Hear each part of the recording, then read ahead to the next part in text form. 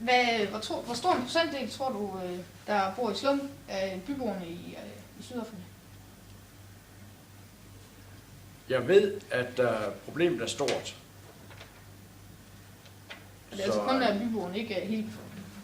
Jeg vil tro, at der er en 8-10% af byboerne, for eksempel Johannesborg, der bor i slum. Okay. Så har vi også endnu et, og det er, hvor mange tror du, over 15, som kan læse? Hvor mange procent af hele befolkningen over 15 i Sydafrika?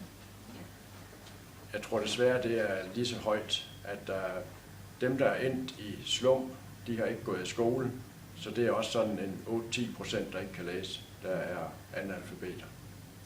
Okay. Hvad tror du, der er den hyppigste årsag til, at folk de ender i slum?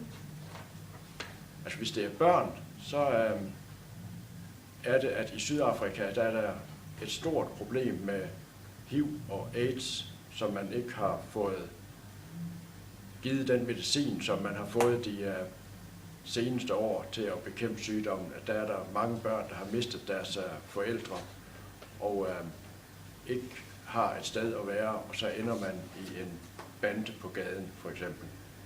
Eller det er voksne, som bliver syge, handicappet, arbejdsløse, og hvor det er, at den socialhjælp, som vi har i Danmark, at den er ikke så god, som den er i Danmark. Så arbejdsløshed, sygdom, og at børn mister deres forældre. Okay, det var meget fornuftigt.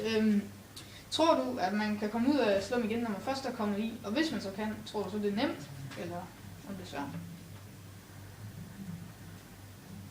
Altså jeg tror, at hvis man skal ud af slum, så skal der være en organisation, der går ind og hjælper personligt. Og nu har det her ikke noget med Sydafrika at gøre, men i Indien der har der været en organisation omkring Moder Teresa, en katolsk nonne, som opbyggede et hjælpeprogram for folk, der var i slum, og hvor hun fandt børn og unge på gaden og satte dem i skole, gav dem uddannelse og gav dem fremtid. Så jeg tror, at hvis det er, at der er en folkelig eller en kirkelig, eventuelt islamisk organisation, der går ind og laver nødhjælp og retter det personligt, sådan så man ikke forsøger at hjælpe alle, men hjælper så mange som muligt.